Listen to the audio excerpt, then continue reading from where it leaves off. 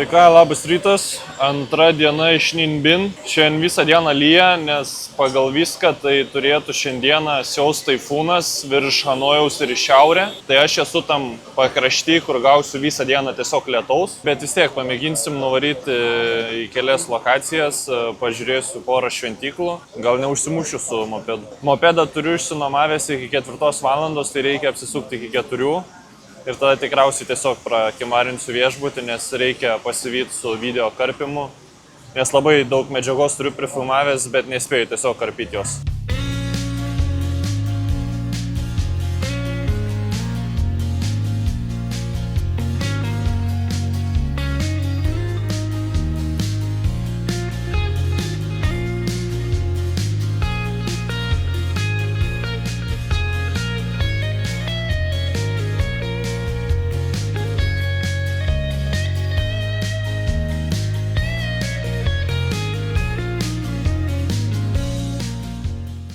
Tai šiek tiek apkeliavom aplink tą Ninbin miestelį su mopedu. Buvom keliose šventyklose, bet ten realiai nieko spūdingo nebuvo. Padariau šiek tiek nuotraukų, tai uždėsiu. Ir paskui buvom nuvažiavę į kitą vietą. Aš dabar nebeatsimenu kaip vadinas, bet ten ganėtinai didelė vieta. Ir mes turėjom per mažai laiko, turėjom 2 valandas, o ten reikia kokių 3-4 valandų. Tai kadangi daugiau nieko gero neberadom ten ką veikti, tai atvažiavom čia į centrą pasivaikščiot, tai čia yra kažkokia šventykla, ne šventykla, irgi kažkas yra.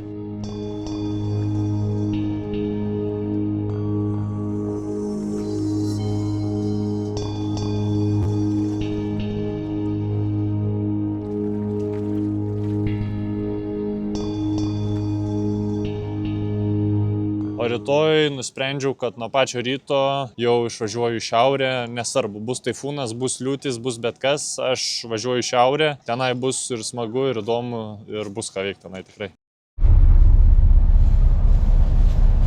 Sveikinu su jumis jau iš autobuso, tai yra Sleeper Bus. Tai dabar aš važiuoju iš to Ninbin į Vietnamo šiaurę, tai yra Sapa. Pati kelionė kainavo 700 000, kas yra apie 23 eurus ir ji truks apie 8-9 valandas.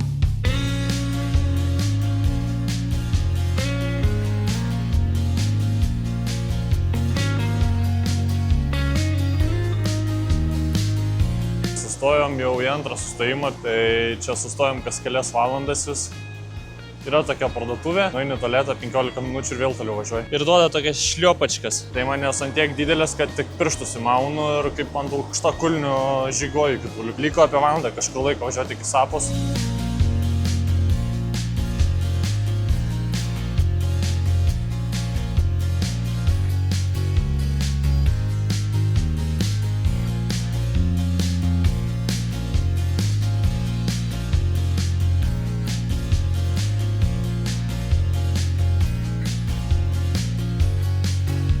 Tai žodžiu jau atvažiavau Sapą, stoju čia dabar po gatvės lempą, kad jūs mane matytumėt, nes tamsu. Yra 8 vakaro, čia Sapui žymiai vėsiau, na taip gaivus sakyčiau. Pirmas įspūdis, tai atrodo labai jaukus ir gražus kaimelis, gal išleisiu dar į centrą. Pirma nuomonė, turėtų būti čia fain ir gražu.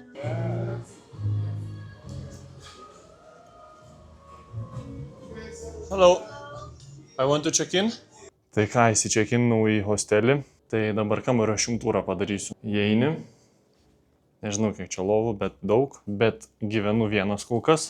Tada čia mano landynė, nežinau kaip reikės tilpt, bet kaldra pūkinė stora žemynė, tai švari, svaru tas ir svarbiausia. Bet štai gyvenu pačiam centre. Tiek, kiek praėjau pro miestelį, tai atrodo labai jaukus, tai nusimetu daiktus ir lėkiu miestelį pasižiūrėti kas gero. O čia dar parodysiu dušą.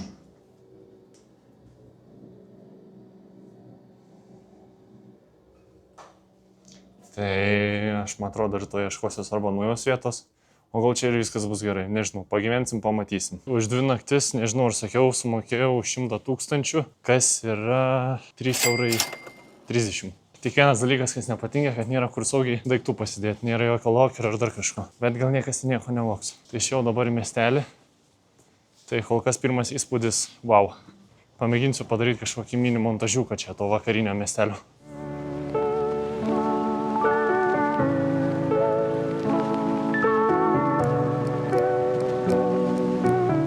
kai važiavam į miestelį, tai pravažiuojant mačiau yra toks naktinis turgus. Nemažai irgi yra street foodo, atkeliavau jau kito naktinio marketo, bet jaučiu nevalgysiu, nes radau kitą vietą, kur norėčiau pavalgyti, bet tiesiog pasižiūrėsiu, ko čia gero yra.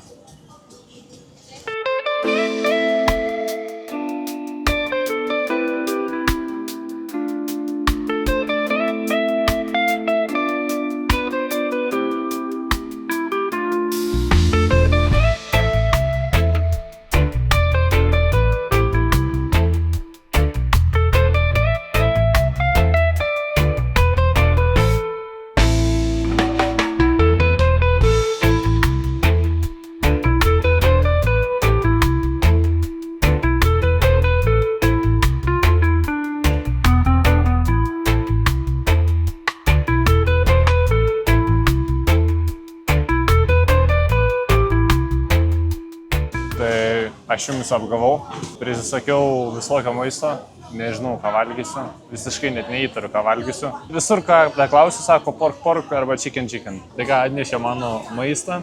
Nu čia tai žinau, čia yra krevetės, bet daugiau va šitie 3, tai nežinau, kas ten yra, ką aš ten valgysiu. Čia dar prie mėsos atnešė salotų. Tai va šita žolė, tai nežinau. Toks jausmas nuėjo pievą, priskinė bet kokios žolės ir padėjo. Ir valgyti, tai nežinau, bandom. Ai, čia yra mėta. Gerai, vadinasi, pirmą kartą matau mėtą, nes neatskiriau, kad ten mėta. Krevetės, tai realiai kaip ir Hanojui buvo, niekom nesiskiria. Padažas šiaip labai geras. Gerai, gana tų krevečių, tai dabar bandysiu. Žiūrėsim. Trašku. Nežinau, ką valgau. Žinau, kad grybai ir su mėsa. Tai va tie grybai tokie traškus, bet tokie šližioti. Nežinau net kaip apibūdinti. Skanu. Toliau čia kažkokia dešrelė. Sakė irgi, čia kiauliena.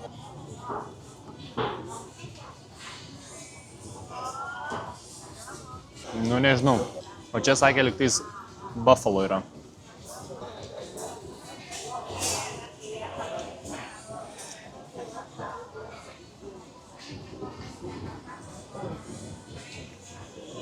Skanu.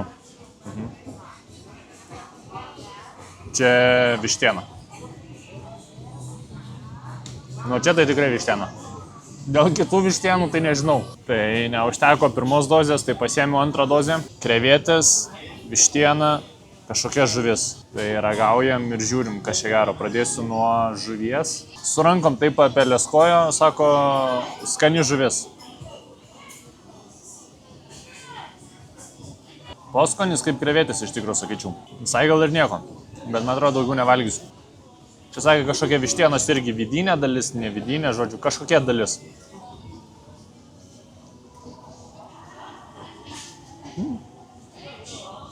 Sultinga. Skani mėsytė. Bet kaip supratau, kad jie iš vištos čia realiai nieko neišmeta. Nuo kojų iki galvos viską padeda ant prekystalio, patikė, kad viskas valgoma, žodžiu. Nu, už visą tą vakarienę, už visus tos patiekalus ir bokalą alaus sumokėjau 280 000, tai kas yra netoli 10 eurų. Tai ganėtinai brangiai, bet manau gera patirtis buvo. Daug visokios mėsos paragau, bet net nežinau, ką aš ten paragau, tai užskaitau, negaila. Tai tikriausiai šiandien iš manęs tiek, aš einu į hostelį, jau bandysiu miegot, nors autobuse pramegojau per visą kelionę 5 valandas šiandien dieną. Tai va, tai susitiksim rytoj.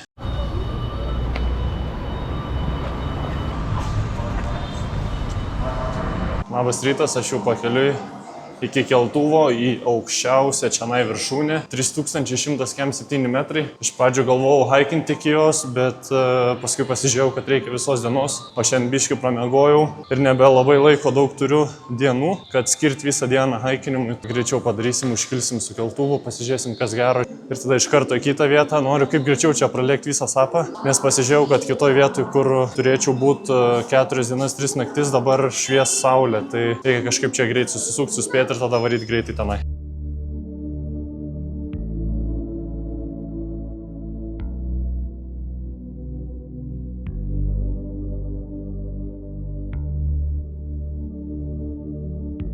Tai pirma kelionės dalis buvo su funikulierium, o dabar einu ir kilsiu su gondola.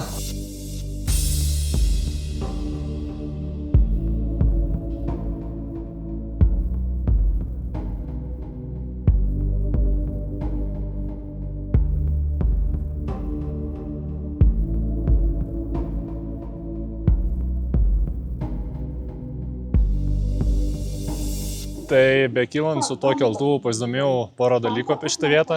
Šita viršūnė yra aukščiausia Kambodžoje, Laose ir Vietname. Šitą viršūnę dar vadina Vietnamo Everestu, nes ją yra labai sunku užlipti. Ir šitas keltuvas, su kuriuo kilau, turi 2 pasaulio Gineso rekordus.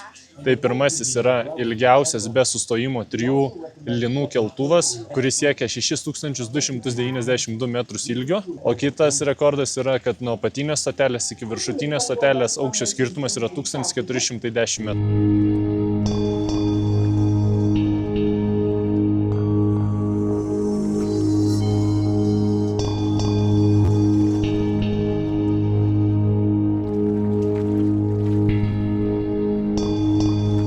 Čia pačiam viršui užsikėlus, tai biškį ir vėsoka. Gal kokį tik 10 šilumos, kai apačioj virš 20. Gerai, kad pasiėmiau šiltus rūbus. Ir dabar sakė, kad nuo keltuvo, kur pasikelia, iki pat viršaus dar reikia paeiti kilometrą. Tas kilometras atrodo va taip.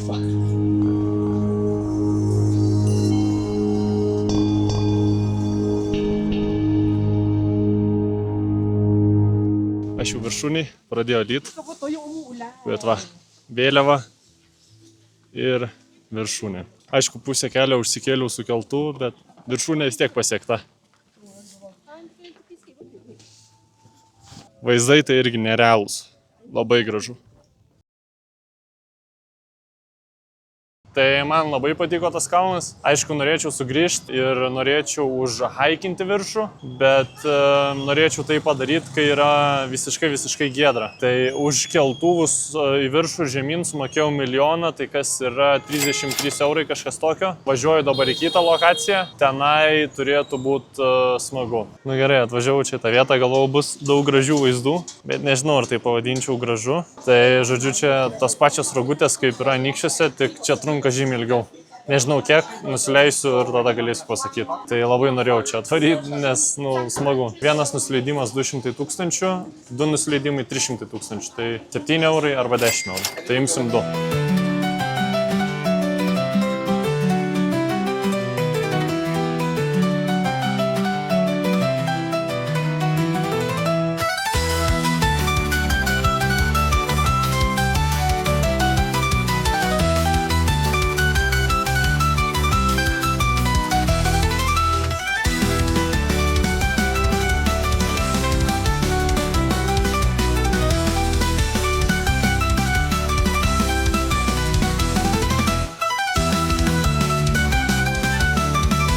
Visai užskaitau šitą atrakcioną.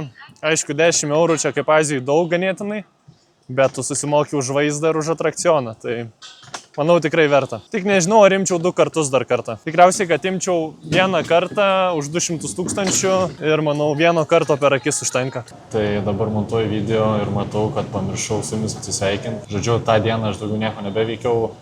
Nuvažiavau pavalgyti ir praleidau vakarą prie kompo. Ir sekančią dieną nuo ryto išėjau į haiką, tai apie haiką pamatysi trumpą reels Instagrame. Tai va, tai išėjau į haiką ir 11 valandą ryto išvažiavau jau su autobusu iš Safos į Hadžarį. Tai apie tai pamatysit sekančiam video. Jeigu šitas video tau patiko, tai būtinai užsiprenumeruok mano kanalą. Tai yra man motyvacija daryti ir kurti toliau. Taip ir paremsi mane ir susitiksim jau kitam video.